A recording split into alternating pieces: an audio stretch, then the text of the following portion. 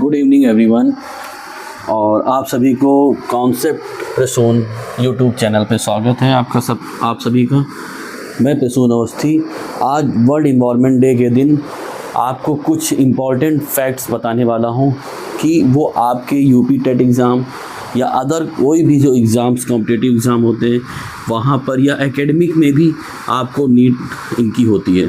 ठीक है, तो मैं ज़्यादा टाइम वेस्ट ना करके मैं डायरेक्टली ये बात करता हूँ कि इन्वायरमेंट डे 5 जून को ही क्यों सेलिब्रेट किया जाता है। तो आप सभी ये जानते हैं कि जो इन्वायरमेंट डे है हर साल 5 जून को सेलिब्रेट किया जाता है, बट क्यों? तो सबसे पहले हम कुछ पॉइंट्स जानते हैं और उन्हीं पॉइंट से हमारे क्वेश्चन बनेंगे। और बहुत ध्यान देना इस चीज़ को, क्योंकि 1 महीने बाद यूपी टेट का एग्ज़ाम है और यूपी के जितने भी टीचिंग के एग्ज़ाम हैं, अगर आप अभी भी सीटेट या यूपी टेट अगर क्वालिफाई नहीं है तो नहीं दे सकते। इस वजह से इस एग्ज़ाम में बहुत ही फोकस करना है आपको। और अदर एग्ज़ाम है जैसे रेलवे, एसएससी और अदर भी एग्ज़ाम है, उनमें भी पर्यावरण से रिलेटेड क्वेश्चन आते हैं।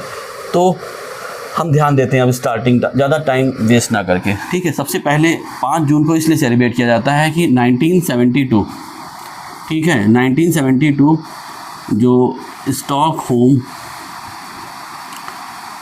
कॉन्फ्रेंस हुई, ठीक है, स्टॉकहोम कॉन्फ्रेंस हुई 1972 में। ये स्टॉकहोम कहाँ पर है? ये है स्वीडन में।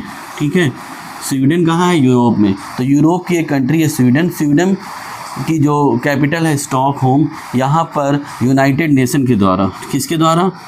United nation. ठीक है, यूनाइटेड नेशन के द्वारा 1972 में एक कॉन्फ्रेंस रखी गई इन्वायरमेंट से रिलेटेड, ठीक है, पर्यावरण से रिलेटेड एक सम्मेलन आयोजित किया गया। ठीक है, जिसमें हमारा क्या आया? जिसमें हमारा आया UNEP, यूनाइटेड नेशन। ठीक है, इन्वायरमेंट रिलेटेड जो प्रोग्राम थे वो हमारे इसमें आए। ठीक है, यूनाइटेड नेशन इन्वायरमेंट प्रोग्राम। और इसका जो हेडक्वार्टर है वो कहाँ पर है? नैरोबी में, नैरोबी केन्या में। ठीक है, तो अभी हमको कुछ पॉइंट्स पता चले कि 1972 में स्टॉक कॉन्फ्रेंस आयोजित यूनाइटेड नेशन द्वारा की गई और इसमें यूनाइटेड नेशन इन्वायरमेंट प्रोग्राम की स्थापना की गई। यूनाइटेड नेशन इन्वायरमेंट प्रोग्राम, इसका हेडक्वार्टर जो है नैरोबी केन्या में है और इसकी स्थापना की गई। और इसका जो सम्मेलन था वो 5 जून से 16 जून तक हुआ।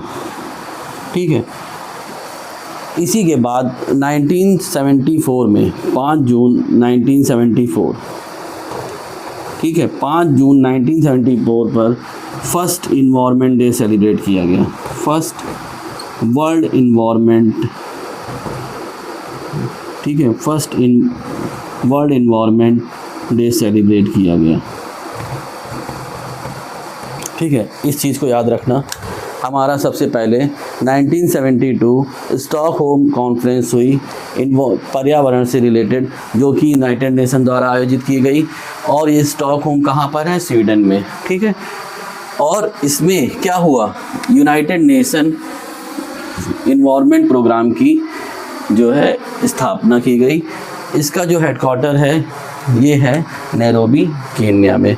ठीक है, उसके बाद उस समय ये सेलिब्रेट नहीं किया गया world environment day. World environment day 2 साल बाद 5 जून 1974 में सेलिब्रेट किया गया। वर्ल्ड इन्वायरमेंट डे, जो फर्स्ट वर्ल्ड इन्वायरमेंट डे था, उसकी थीम क्या थी? ठीक है, फर्स्ट इन्वायरमेंट डे की थीम क्या थी? बहुत इंपॉर्टेंट है। इसकी थीम थी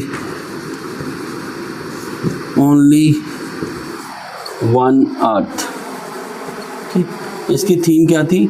ओनली वन अर्थ। ठीक, 1972 स्टॉकहोम कॉन्फ्रेंस की गई यूनाइटेड नेशन द्वारा पर्यावरण से रिलेटेड, ठीक है, इन्वायरमेंट से रिलेटेड। इसमें यूनाइटेड नेशन जो कि इन्वायरमेंट प्रोग्राम की स्थापना हुई, यूनाइटेड नेशन इन्वायरमेंट की प्रोग्राम की स्थापना हुई। और ये इसका मुख्यालय कहाँ पर है? नैरोबी केन्या में। 2 साल बाद 5 जून 1974 में 1974 में first world environment day celebrate किया गया। इसकी थीम रखी गई ओनली वन अर्थ, केवल एक पृथ्वी। ठीक है, इसको एक बार आप नोट कर सकते हैं अपने वर्ड्स में। चलिए, जो अभी पढ़ाया है उसको मैंने शॉर्ट में करके एक बार फिर से लिख दिया है।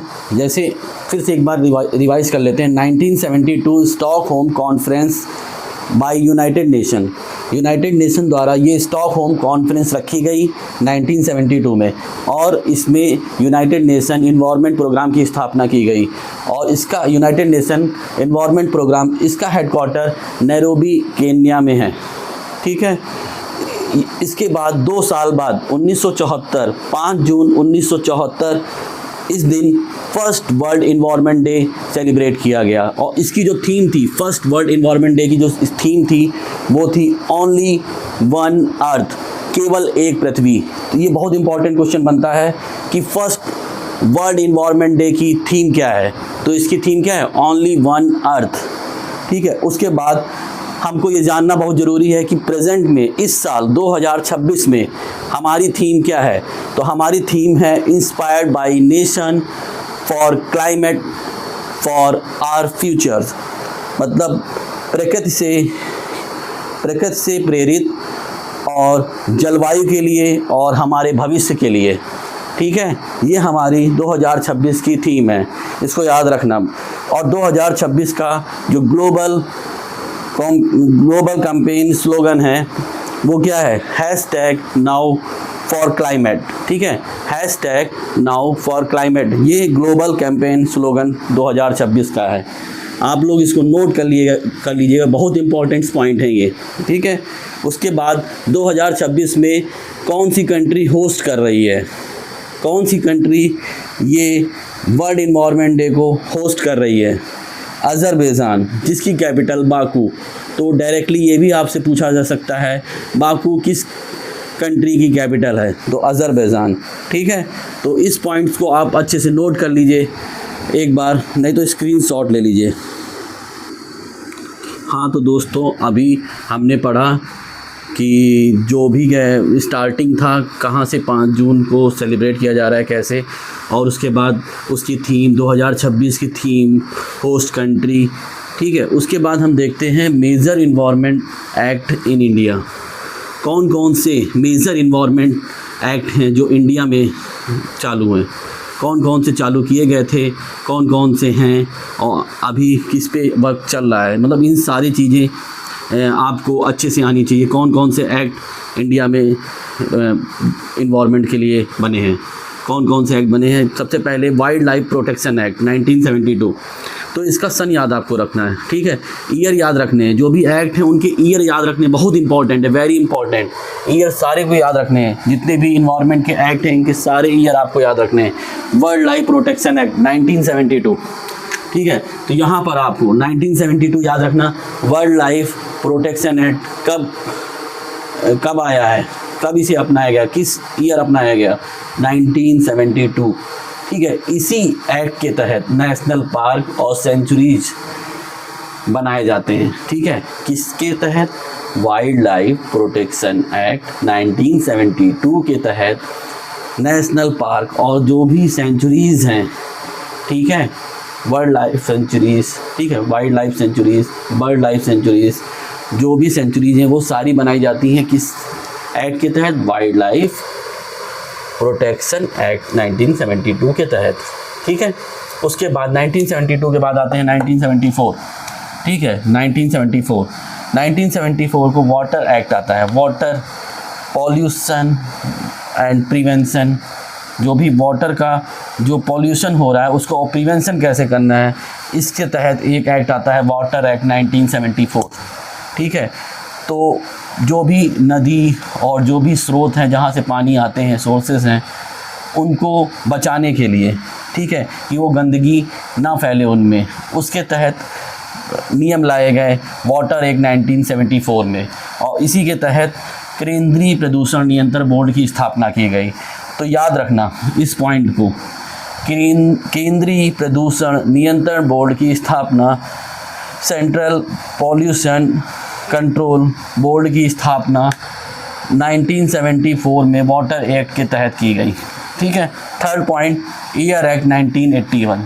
तो यहाँ पर आपको केवल इतना समझना है, ये एयर एक्ट भी जैसे वाटर एक्ट लाया गया था, पानी में जो गंदगी फैल रही है, स्रोत जो आ रहे हैं वहाँ पे कैसे गंदगी फैल रही है, उनको रोकने के लिए, उनकी रोकथाम के लिए जो एक्ट लाया गया वो वाटर एक्ट था। हवा में जैसे गंदगी जो फैल रही है, हवा की गुणवत्ता जो है, जो एयर क्वालिटी है, एयर क्वालिटी इंडेक्स धीरे दिन ब दिन गिरता जा रहा था और अभी भी पॉल्यूशन एयर में काफ़ी फैल रहा है। तो उसके तहत जो भी रोकथाम थे उसके लिए air act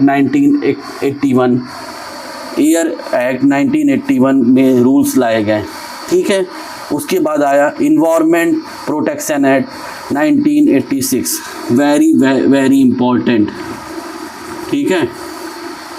environment protection act 1986, जिसको आप हिंदी में बोलते हो पर्यावरण संरक्षण अधिनियम 1986, बहुत इम्पोर्टेंट है, पर्यावरण संरक्षण अधिनियम 1986। और इसी एक्ट को अम्ब्रेला एक्ट बोलते हैं। क्या बोलते हैं? Umbrella act. अम्ब्रेला एक्ट इसलिए बोलते हैं क्योंकि इसके संरक्षण में जो पहले के जो एक्ट हैं, इनमें जो रूल्स आए हुए हैं, इनको ताकत मिलती है इस एक्ट से, मतलब इससे एक्ट से कदम उठाने की शक्ति मिलती है। ये जो सारे रूल्स हैं जो इनके पहले बने हुए हैं, पर्यावरण संरक्षण अधिनियम के पहले जो एक्ट बने हुए हैं, इनमें जो रूल्स हैं इनको उठाने की ताकत आती है इस अधिनियम से। तो ये इसको क्या कर रहा है? अम्ब्रेला की तरह इसको कवर कर रहा है और इसको पावर दे रहा है बाकी रूल्स को फॉलो करवाने में। तो पर्यावरण संरक्षण अधिनियम 1986 ये बहुत इंपॉर्टेंट है और इसका नाम याद रखना, इसको अम्ब्रेला एक्ट भी बोलते हैं, अम्ब्रेला एक्ट भी बोलते हैं, ठीक। और उसके बाद आया 2010 में नेशनल ग्रीन ट्रिब्यूनल, ठीक है। क्या आया? नेशनल ग्रीन ट्रिब्यूनल, ठीक है। तो नेशनल ग्रीन ट्रिब्यूनल क्या है? ठीक है, ट्रिब्यूनल एक स्पेशल कोर्ट है जहाँ पर 6 मंथ के अंदर जो भी इन्वायरमेंट से रिलेटेड केस होते हैं उनका निपटारा किया जाता है। तो देखो लिखा है 6 मंथ के भीतर निपटारा, 6 मंथ के अंदर जो भी केसेस होते हैं इन्वायरमेंट से रिलेटेड उनका निपटारा किया जाता है नेशनल ग्रीन ट्रिब्यूनल में, ठीक है। ये 2010 में आया, ठीक है। दोस्तों एक बार स्क्रीनशॉट ले लीजिए और नोट कर लीजिए। चलिए अब आगे देखते हैं कुछ एड्स के बाद कि इनका संविधान में क्या प्रोविज़न है, कॉन्स्टिट्यूशनल प्रोविज़न से देखते हैं, मतलब कहाँ किस आर्टिकल में दिए हैं। बहुत इंपॉर्टेंट है, अभी तक एक्ट्स आपने पढ़े, ठीक है। एक्ट्स में पढ़ा आपने wild life sanctuaries, water act, air act, water act 1974, air act 1981, फिर पर्यावरण संरक्षण अधिनियम 1986, ठीक है। उसके बाद आपने पढ़ा नेशनल ग्रीन ट्रिब्यूनल 2010, ठीक है। अब हम देखते हैं कि संविधान में इसका क्या महत्व है, मतलब संविधान में कहाँ पर ये दिया हुआ है, ठीक है।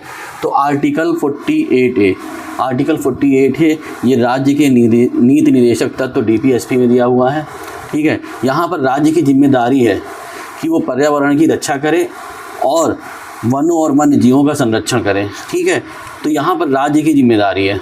आर्टिकल 48 में पूरी की पूरी स्टेट की जो रिस्पॉन्सिबिलिटी होती है वो क्या करे? पर्यावरण की रक्षा करे, उसका संरक्षण करे, वन और जो वहाँ पे वन्य जीव हैं उनका भी संरक्षण करे और उनकी भी रक्षा करें। ये पूरी की पूरी राज्य की जिम्मेदारी है। तो 48 में यहाँ पर स्टेट की रिस्पॉन्सिबिलिटी होती है, ठीक है। अभी स्टेट की रिस्पॉन्सिबिलिटी है तो नागरिक की भी रिस्पॉन्सिबिलिटी कुछ ना कुछ होनी चाहिए। उसके लिए भी इन्होंने दिया हुआ है फंडामेंटल ड्यूटीज़ में, जो कि हमारे नागरिक के मौलिक कर्तव्य होते हैं 51A में, ठीक है। 51A में फंडामेंटल ड्यूटीज़ में नागरिक के मौलिक कर्तव्यों में दिया हुआ है प्रत्येक नागरिक का कर्तव्य है कि वह वनों, झीलों, नदियों और वहाँ पर रहने वाले वन्य जीवों सहित प्राकृतिक पर्यावरण की रक्षा करे और उसका संरक्षण करे, उसको संरक्षण करने के लिए प्रमोट भी करे,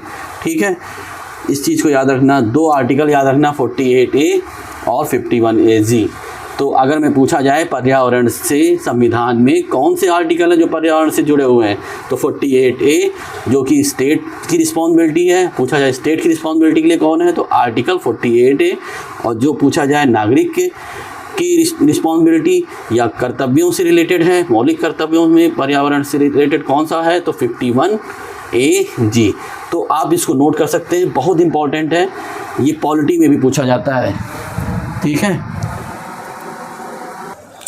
तो दोस्तों हमने अभी पढ़ा जस्ट कि कौन कौन से कॉन्स्टिट्यूशन में पर्यावरण से रिलेटेड आर्टिकल्स होते हैं, आर्टिकल 48A एंड 51AG। ठीक है, अब हम देखते हैं, ये हम जनरली पढ़ते हैं स्कूलों में भी, अब जो बच्चे देख रहे होंगे स्कूल के वो भी जानते हैं 3R का मतलब क्या होता है। 3R का मतलब होता है रिड्यूस, रीयूज़, रिसाइकिल। रिड्यूस मतलब प्लास्टिक का कम यूज करना, प्लास्टिक और पॉलीथीन का कम यूज करना। ठीक है, रीयूज़ मतलब जो भी चीज़ें हम फेंकते हैं उनको दोबारा यूज कर सकते हैं तो यूज कर लें, रीयूज़। और रिसाइकिल का मतलब जो भी कागज़ है, जो भी और चीज़ें जिनको दोबारा से हम रिसाइकिल कर सकते हैं, दोबारा से उनको बना सकते हैं, तो उनका रिसाइकिल करके फिर से आराम से हम उसका यूज कर सकते हैं। तो रिड्यूस, रीयूज़, रिसाइकिल, ये 3R आपको याद रखने हैं। 3R का मतलब क्या होता है, ठीक है, वो वाली मूवी जैसा नहीं है RRR, ठीक है, वो मूवी में था ना RRR, वैसा ही है वैसे RRR, बट वो मूवी वाला नाम मत रख देना। यहाँ पर आपको RRR ये पर्यावरण से रिलेटेड है, रिड्यूस, रीयूज़, रिसाइकिल। ठीक है, अब आगे हम देखते हैं कॉन्फ्रेंसेस, जो भी कॉन्फ्रेंसेस रखी गई हैं पर्यावरण में। तो हमने सबसे पहले 1972 की कॉन्फ्रेंस पढ़ी ली, जहाँ से ये आया वर्ल्ड इन्वायरमेंट डे। ठीक है, 2 साल बाद मनाया गया उसके, और यूनाइटेड नेशन इन्वायरमेंट प्रोग्राम आया। ठीक है, अभी हमने पढ़ा ही था, सबसे पहले उसी को पढ़ा था। ठीक है, उसके बाद वो स्टॉकहोम में हुआ था, बताया था, स्वीडन जो है कंट्री, उसके स्टॉकहोम में हुआ है। ठीक है, स्टॉकहोम उसकी कैपिटल है। उसके बाद सेकंड जो था बहुत इम्पॉर्टेंट है, सेकंड बहुत इम्पॉर्टेंट है, इससे रिलेटेड, इससे क्वेश्चन ज़रूर आएगा। 1992, ठीक है, अर्थ समिट 1992 ये हुई थी, अर्थ समिट। ठीक है, पृथ्वी सम्मेलन, ये ब्राज़ील के रियो दी जेनेरियो में हुआ था। ठीक है, कहाँ पे हुआ था, रियो दी जेनेरियो, तो इसको याद रखना, रियो दी जेनेरियो। ठीक है, कहाँ पे हुआ था, रियो दी जेनेरियो। ठीक है, रियो दी जेनेरियो में हुआ था। 1992 अर्थ समिट हुई थी ब्राज़ील में, ब्राज़ील की एक सिटी रियो दी जेनेरियो में हुआ था।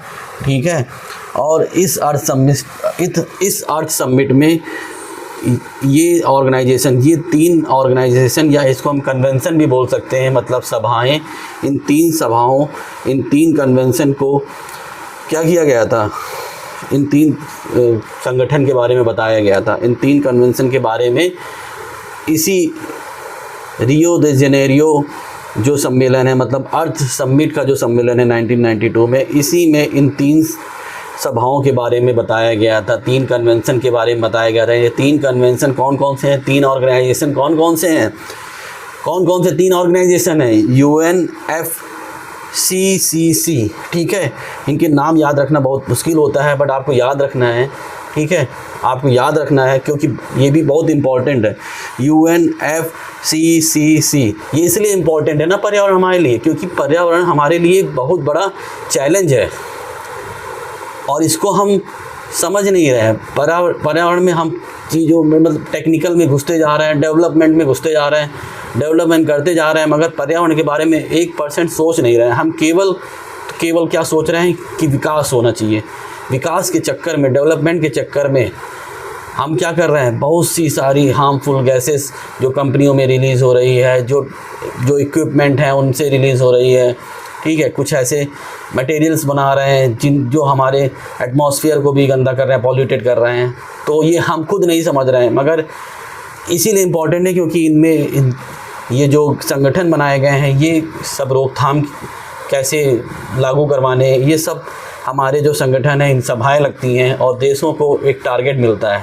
ठीक है, तो अभी फिर से बैक करते हैं, कौन कौन से संगठन है, ऑर्गेनाइजेशन है, UNFCCC, ठीक है, CBD, UNCCD, 3 संगठन है total.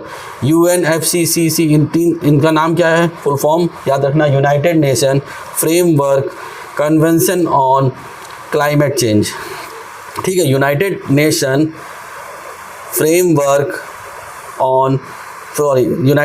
Framework convention on climate change. ठीक है, तो यहाँ पर UNFCCC में यहाँ पर क्लाइमेट चेंज से रिलेटेड बात होती है। मतलब यहाँ पर तापमान, टेम्परेचर जो अर्थ का बढ़ता जा रहा है, ग्लोबल वार्मिंग, इसको कम करने के लिए इस संगठन को बनाया गया। CBD convention on biological diversity.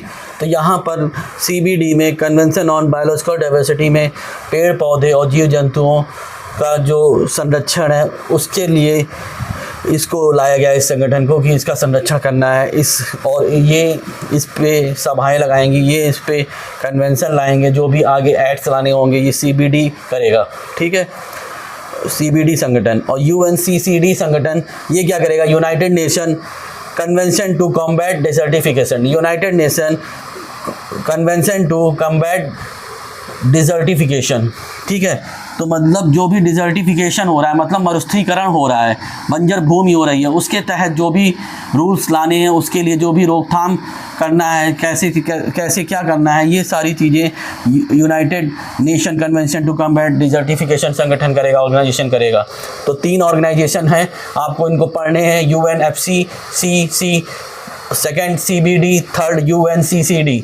UNFCCC United nation framework convention on climate change, United nation framework convention on climate change. इसके अंदर ग्लोबल वार्मिंग जो हो रही है, पृथ्वी हमारी गर्म होती जा रही है, 1.5 डिग्री सेल्सियस से टेम्परेचर उसका बढ़ता जा रहा है, 2 डिग्री सेल्सियस कब पहुंच जाए, टेम्परेचर उसका इंक्रीज होता जा रहा है, जिससे कि आप देखते हो आजकल गर्मी में कितनी ज़्यादा हीट वेव हो रही है। मतलब अर्थ का टेम्परेचर इतना ज़्यादा बढ़ता जा रहा है, इसके लिए क्या उपाय किए जाएँ, इसके रोकथाम कौन कौन से हैं, ये प्रोटोकॉल्स लाता है United nation framework convention on climate change. ठीक है, यहाँ पर ग्लोबल वार्मिंग और पृथ्वी की मतलब धरती को, तापमान को बढ़ने ना दिया जाए, इसके लिए ये लाया गया। Second, convention on biological diversity, ये पेड़ पौधे और जीव जंतुओं के संरक्षण के लिए लाया जा रहा है, क्योंकि पेड़ पौधे और जीव जंतु कुछ ऐसे क्या कहते हैं जंतु हैं और ऐसे पेड़ पौधे हैं जो दिन पे दिन जैसे क्लाइमेट चेंज की वजह से ये क्या होते जा रहे हैं, इनका संरक्षण नहीं हो पा रहा है और ये धीरे धीरे एक्सटिंक्ट होते जा रहे हैं, गायब होते जा रहे हैं। तो इनके संरक्षण के लिए CBD संगठन बनाया गया। उसके बाद जो भी मरुस्थलीकरण, बंजर भूमि है, उसके लिए UNCCD काम कर रहा है। ठीक है, तो ये 3 संगठन हैं, आप इसको प्लीज़ नोट कर लीजिए, एक बार नोट कर लीजिए। तो इसके आगे फिर बात करते हैं प्रोटोकॉल्स के बारे में इनके। अब इसको कंप्लीट ही करते हैं जल्दी से। अभी हमने जो पढ़ा है, ठीक है, United nation framework convention on climate change के बारे में। तो ये प्रोटोकॉल, 2 प्रोटोकॉल आए हैं इसमें अभी तक। एक क्योटो प्रोटोकॉल आया 1997, जिसमें ग्रीन हाउस गैस का कम उत्सर्जन करना है, इससे रिलेटेड बात हुई है। पहले इन्होंने 6 गैसेस की बात की थी। पहले इन्होंने कितनी बात की थी? 6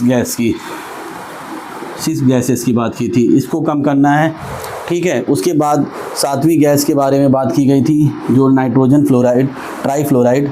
ठीक है, ये दोहा संशोधन 2012 में जब हुआ था कतर में, तो वहाँ पर 7वीं गैस भी ऐड की गई थी, नाइट्रोजन ट्राईफ्लोराइड। ठीक है, तो NF3, इन 3, ये 7 गैस हैं total, carbon dioxide, methane, nitrous oxide and hydrogen fluorocarbons and perfluorocarbons and sulphur, ये क्या है? Sulphur hexafluorides. ठीक है, सल्फर हेक्साफ्लोराइड। तो ये 6 गैस हैं ग्रीन हाउस गैस का, ये सारी ग्रीन हाउसेस गैसेस हैं, इनका एमिशन कम करना है। ठीक है, ये था उद्देश्य क्योटो प्रोटोकॉल का 1997 का। ठीक है, इसके तहत ओजोन लेयर का जो डिप्लीशन हो रहा है उसमें भी इसको मदद मिली थी क्योटो प्रोटोकॉल 1997 में, क्योंकि ग्रीन हाउस गैस क्या करती है? ओजोन लेयर को डिप्लीट भी करती हैं। उसके बाद पेरिस एग्रीमेंट 2020, ये अभी चालू है, 2030 तक ये चालू रहेगा, क्योंकि इसी पे हम लोग अभी वर्क कर रहे हैं। कार्बन डाइऑक्साइड को कम उत्सर्जित करना है। ठीक है, वो कैसे पॉल्यूशन को कम करना है, कार्बन डाइऑक्साइड को कम करेंगे, क्योंकि कार्बन डाइऑक्साइड ग्लोबल वार्मिंग के लिए सबसे ज़्यादा रिस्पॉन्सिबल है और ये अर्थ के टेम्परेचर को इंक्रीज़ करती है। इसलिए यहाँ पर सबसे मेन उद्देश्य है अर्थ का टेम्परेचर इंक्रीज़ ना हो, पेरिस एग्रीमेंट का। तो अभी स्टार्टिंग से बहुत सारे पॉइंट्स को पढ़ाया है, प्लीज़ एक एक पॉइंट्स को अच्छे से पढ़ना। स्टार्टिंग से मैंने किया है, जितना हो सकता है मैंने कोशिश किया कि सारी चीज़ें ले आएँ। हो सकता है मैं भी अभी कुछ चीज़ें छूट गई हों, बट मैक्सिमम मैंने कवर करने की कोशिश की है स्टार्टिंग से, कि कब 5 जून को क्यों मनाया जाता है। ठीक है, 5 जून को क्यों मनाया जाता है, क्योंकि उस दिन वहाँ वो सम्मेलन हुआ था 1972 में स्टॉकहोम में, स्वीडन में। ठीक है, और यूनाइटेड नेशन इन्वायरमेंट प्रोग्राम की स्थापना हुई थी, जिसका हेडक्वार्टर नैरोबी केन्या में है। उसके बाद मैंने 2026 की थीम बताई। ठीक है, उसको याद रखना आप। कहाँ पर होस्ट हो रहा है ये याद रखना, कौन सी होस्ट कंट्री है मतलब इसको कर रही है, इसका ग्लोबल कैंपेन स्लोगन्स क्या है, सारी चीज़ों को अच्छे से रिवाइज करना। एक बार और वीडियो देख लेना, लिख लेना, पॉइंट्स को अच्छे से क्लियर करना। Thank you.